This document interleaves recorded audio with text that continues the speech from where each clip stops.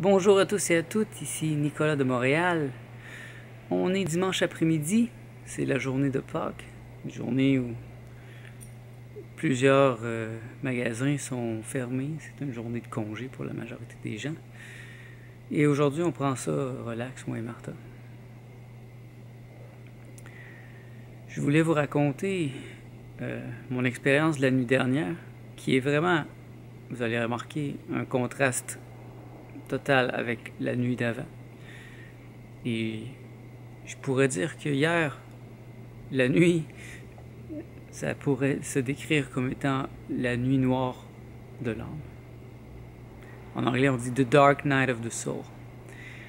C'est une expression qui vient d'un poème de Saint Jean de la Croix pour décrire l'état de quelqu'un qui est entré en contact avec Dieu, ou la personne qui est entrée dans l'état de Dieu, un peu comme le Christ, et qui là, il retombe sur terre, dans la chair, dans la noirceur. Alors c'est un moment de souffrance vraiment puissant, de grande souffrance. Et je peux vous dire que la nuit dernière, ça a été une nuit très, très difficile. Une grande souffrance, grande douleur. À tous les niveaux. Et c'est ça le contraste avec la journée d'avant, où j'ai eu cette union mystique. Et cette nuit d'horreur, on pourrait dire, est bien souvent nécessaire pour vraiment prendre la grande image de la situation. Vous voyez, j'étais très certain de moi-même, j'étais très sûr de moi-même la journée d'avant, tout allait très très bien, en apparence, en superficie. Mais j'ai fait une erreur majeure, j'ai recommencé à manger. J'ai cru que je pouvais manger des papayes, des melons, en grande quantité. Et ça a été une erreur qui m'a coûté cher la nuit dernière. J'aurais dû y aller plus au niveau de smoothie et de jus. Mais je me suis cru plus fort que je l'étais. Et donc, hier soir, là je vais parler au niveau physique. Au niveau physique, ben c'est ça. Ça s'était accumulé dans mon corps. L'énergie était là. C'est pour ça que la journée d'avant, tout était parfait. Parce que l'énergie était sucée, était prise des aliments, mais les aliments s'accumulaient peu à peu dans mon tube digestif qui n'est pas encore prêt. Il n'est pas encore totalement prêt pour ça. Là. Il ne faut pas que j'aille trop vite et je suis allé un peu trop vite. Et là, c'est devenu irrité.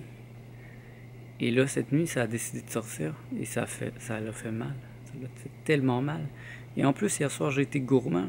Je me suis fait un caramel de date.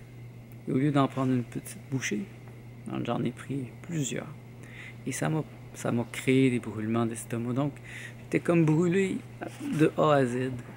Cette nuit, au niveau physique, tout le circuit était très douloureux et j'ai passé la nuit à évacuer morceau par morceau tous ces fruits que j'ai mangés. Et donc physiquement, c'était exténuant, incapable de dormir. Et ça, ben, en même temps, là, on monte au niveau les plus subtils et je revoyais ma journée et je revoyais l'ensemble de ma vie aussi. Dans une telle douleur, ça force l'humilité. Et je voyais que dans la journée, j'avais pas été gentil toujours. J'ai parfois des sautes d'humeur. Je suis tellement sensible. Et Martha est tellement sensible aussi. Des fois, ça me débalance. Et certaines situations qui se sont produites au marché Jean Talon, où j'ai manqué de compassion. Et ça, tout ça créait comme un maelstrom d'enfer. Où là, j'étais dans une souffrance incroyable. Sachant que j'avais touché l'état christique, que j'étais entré dans la conscience pure, et là je retombais dans ma personne avec ses défauts, avec ses vilainies, ses lubies. C'est ce que je suis. et je suis obligé de me regarder tel que je suis. Et donc ça demandait une intégration. Ça m'a pris la nuit au complet. Parce que quand on a si mal physiquement, c'est difficile de se concentrer. La douleur perce l'âme et ça fait sortir en même temps tous les démons. Et là, mes démons sortaient. Et Martha, à côté de moi, dormait. Elle dormait, elle s'en est pas rendu compte. Et c'est bien ici parce que c'est avec moi que je devais faire ce travail, pas avec elle. Je devais me poser les questions et j'ai demandé beaucoup de direction à mon être. Moi, je fais du par-l'être. Le par-l'être, c'est lorsque l'être nous parle. Bon, certains vont dire que ce sont leurs guides, ou des anges, ou Dieu, une personne extérieure à eux. Moi, je ne reconnais pas quelque chose d'extérieur à moi, donc c'est mon être. Mon être me parle, je pose des questions à mon être et j'ai reçu beaucoup de réponses. Il y avait un dialogue presque constant cette nuit avec mon être sur qu'est-ce que je dois faire, comment je dois intégrer ça. Et peu à peu, la nuit a passé et j'ai réussi à dormir. Et il y a eu une intégration. Ça, j'ai fait certains rêves ce matin qui m'ont démontré qu'il y avait une intégration. Je revenais sur la Terre, sur une planète en tout cas, avec Martha et ma soeur Julie. Et bon, ça fait encore mal quand je vais aux toilettes présentement, quand je chie. C'est sûr, mais toute la nourriture dure est passée. Là, j'ai compris que il fallait que je revienne vers quelque chose de très très simple. Donc, tous mes melons, je vais les faire en jus. Et pour ce qui est du reste, ça va tout être des smoothies. Des smoothies verts. Et pour le reste, c'est des soupes. Les soupes, ça va être en fait, c'est des smoothies. Comme ce midi, on s'est fait une délicieuse soupe d'avocat et tomates avec des herbes. Super bon. Et là, ça va passer mieux. Donc, j'avais de toute façon établi ce plan avec Martha hier pour l'aider, elle, pour les 2 prochaines semaines. Mais je me suis rendu compte que c'était pour moi aussi que je le faisais. Et c'est comme je vous dis, ça force l'humilité. Une nuit comme la nuit noire de l'âme, comme j'ai vécu, force à nous voir tel qu'on est et à s'accepter. Mais par chance, moi, je suis quelqu'un qui m'aime. Je m'aime beaucoup et je suis capable de m'accepter. Je suis capable d'accepter mes défauts. Je sais que j'ai des défauts, mais les défauts sont des qualités aussi. C'est les deux en même temps. J'ai les défauts de mes qualités. Je suis têtu. Je suis très très focusé. Mais ça, c'est une qualité aussi qui m'a permis de publier mes livres, d'écrire des livres, de réussir certaines choses que certaines personnes ne seront jamais capables de réussir. 40 jours sans manger, ça prend une force d'esprit. Et il faut être capable de se fermer complètement à beaucoup de choses pour faire ça. Et donc, cette intégration est nécessaire. Et bon, je l'ai fait. Je l'ai fait cette nuit. Il y avait certaines choses qui sortaient un peu du cadre et que j'ai dû intégrer. Et là, ça va mieux. Et comme vous voyez, le désastre est toujours à quelques centimètres, à quelques millimètres de la réussite. J'aurais pu me blesser gravement. Par chance, c'est pas de la chance en fait, je suis intelligent. Dans ma malchance, j'avais déjà des choses de prévues et puisque j'avais eu une discussion avec Martha, elle s'était déjà fait des jus et des smoothies verts qu'elle avait laissés dans le frigidaire pour moi au cas. Parce que sans ça, je sais pas qu'est-ce que j'aurais mangé cette nuit, j'aurais même pas osé manger des fruits. Et ces temps-ci, il faut que je mange. Je me sens desséché, on sait, je dois boire. Je veux pas retomber dans le jeûne. Je veux pas retomber dans l'état que j'étais la semaine passée. C'est trop souffrant. Le jeûne n'est pas terminé parce qu'on recommence à manger. Ça, c'est très important. J'ai encore la langue très pâteuse. J'ai un goût vraiment bizarre dans la bouche, un peu comme un goût de cigarette. Ça me fait penser à l'époque où je jouais de la musique dans les bars.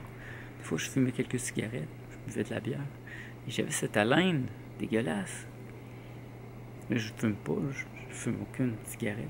Ça fait plusieurs années que j'ai pas fumé, même de la marijuana. Ça fait au moins 1 an que j'ai pas touché à rien. Et j'ai comme l'impression que ça sort de mes poumons, ça exude.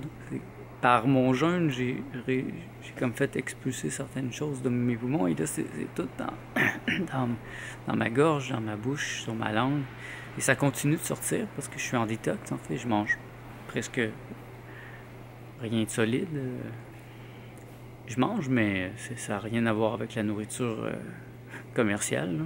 C'est toutes des choses très, très, très simples. Donc, mon organisme est encore en détox. Et si je peux vous donner une image intéressante pour la nuit noire de l'âme, c'est une image que je prends dans Matrix encore. Le film Matrix, dans le 3e, à la fin, Neo est avec Trinity. Et ils sont poursuivis là, par les machines. Ils s'en vont directement au centre des machines, à la ville des machines. Et il n'y a plus rien à faire. Il y a trop de machines qui sont en train de... Ils ne savent plus quoi faire. Donc Neo il dit « monte ». Alors Trinity monte. Et là, pendant une fraction de seconde, le vaisseau flotte dans les airs. Et là, il y a le soleil, les arcs-en-ciel, les Trinités. Et là, wow, wonderful. Et là, il retombe dans le monde réel, dans le monde des machines. Et là, c'est le combat final de Neo avec Mr. N, l'agent officiel. Et je dirais que mon expérience de Christ, de l'avant-hier, c'était ce moment où le vaisseau voit la lumière. C'est un soubresaut. Et là, ouf, c'est pas fini, on revient. On revient dans le monde ici avec sa laideur, sa noirceur, les défauts même de ma personne, les problèmes que j'ai causés dans ma personne, aussi en moi-même depuis mon enfance, par tout ce que j'ai mangé, tout ce que j'ai fait. Des fois, on peut s'être cassé quelque chose. Quand on était jeune, on s'en est pas rendu compte, qu'il a brisé quelque chose dans le corps. C'est des petits détails qu'on revoit, qui prennent du sens quand on est vieux. Hein? Il y a des maladies qui ne paraissent que quand on a 50, 60 ans, et ils sont dus à des choses qu'on a fait quand on était plus jeune, des produits qu'on aurait pris. Et c'est difficile d'accepter cet aspect de la personne qui est inconsciente d'une partie de la vie. Bien sûr, il y a une partie qui vient de la société, qui vient de l'enseignement qu'on reçoit. Si, par exemple, j'avais reçu l'enseignement que mes parents étaient des grands maîtres, éveillés dès l'enfance, ils m'avaient enseigné à vivre dans la conscience, et ce serait différent, mais c'est pas comme ça. Mais ultimement, c'est moi qui ai créé le monde, c'est moi le créateur de ma réalité. Donc je peux pas donner, je peux pas faire comme une victime, dire c'est de la faute à telle personne. Et c'est ce qui m'arrivait cette nuit. Je ne pouvais plus mettre la faute sur personne. Je suis l'ingénieur de ma propre destruction ou de ma propre construction, tout dépendamment de comment je vois les choses. Jusqu'à maintenant, je considère que j'ai bien manœuvré, quand même. Je trouve que j'ai une belle vie et que je suis en santé. Là, c'est difficile présentement à cause que je sors d'un jeûne, mais je vais me rétablir. Je le sais, je suis quelqu'un qui est en santé généralement. Et ça, c'est quelque chose qui est important de noter. Vous pouvez pas penser qu'un jeûne, c'est, mettons, simplement 40 jours et c'est fini, on tourne la switch à on et on recommence à vivre. J'en ai pour 2 semaines à manger du mou, comme un bébé ou comme un vieillard. Moi et Martha. c'est pas la fin du monde parce que j'ai beaucoup d'imagination et les soupes que j'ai déjà faites jusqu'à maintenant sont absolument délicieuses. Mais c'est un avertissement contre le fait d'aller trop vite parce que dans notre société, on nous apprend à aller vite. Le quick fix, se libérer, le tout en une fin de semaine. Hein? Régler certaines choses très rapidement, mais certaines choses se règlent pas vite. Et mon corps, il m'a averti cette nuit. Il dit, fais attention, parce que je serai peut-être pas toujours là pour toi. Et ça, c'est un avertissement. Et ça, c'est important parce que quand on se croit invincible, ce qui m'arrive très souvent, je me sens très fort. Hier, j'étais très fier de dire que j'étais fort. Je disais ça à Martha, je me suis très fort, tout va bien. Et il a suffi que je fasse une erreur en soirée, en mangeant trop de caramel, que j'aurais pas dû manger de toute façon, mais les passions sont là. Et là, pouf, ça s'est déclenché. Mais c'était un effet d'empilement parce que ça serait produit de toute façon. Mais pourquoi il a fallu que je rende ça pire? C'était ma question. Pourquoi il a fallu que je mange ce caramel et que je me brûle l'estomac? J'aurais eu mal de toute façon au reste du tuyau. Mais là, il a fallu que tout l'ensemble. Pourquoi? Ben, je pense que ça me prenait cet extrême pour me donner une réflexion profonde, me sortir de moi-même pour mieux revenir après. Et je vous dis que j'ai réfléchi cette nuit. J'ai vraiment réfléchi. Comment je peux rendre ma vie plus belle, plus harmonieuse. Comment je peux être avec les gens, tout en étant moi-même. C'est ça le danger. De se perdre. Je veux pas me perdre. Et je suis généralement plus intelligent que mes interlocuteurs. Ils me comprennent pas. Ils savent pas de quoi je parle. Et souvent, ça ne les intéresse pas. Alors comment je fais pour me faire des amis si toujours ils ne me comprennent pas, ils ne s'intéressent pas aux mêmes choses que moi? Ça, c'est ce genre de question. Comment je peux être bon, doux envers tout le monde, sans être bonasse, stupide, sans non plus, justement, me perdre dans cette gentillesse qui m'amènerait peut-être à rien. Certaines personnes ne méritent pas mon attention parce qu'ils n'ont rien à m'apprendre et qui peuvent tout simplement interférer dans ma vie. Et je pense que c'est important de rester quand même toujours conscient de ne pas laisser des intrus interférer dans notre vie. Et c'est là la ligne fine. Martha est une femme très douce, très gentille, très sensible, qui laisse parfois des gens entrer, prendre trop de place. Et moi, je suis le contraire, je suis plutôt brusque. Je ferme la porte très vite.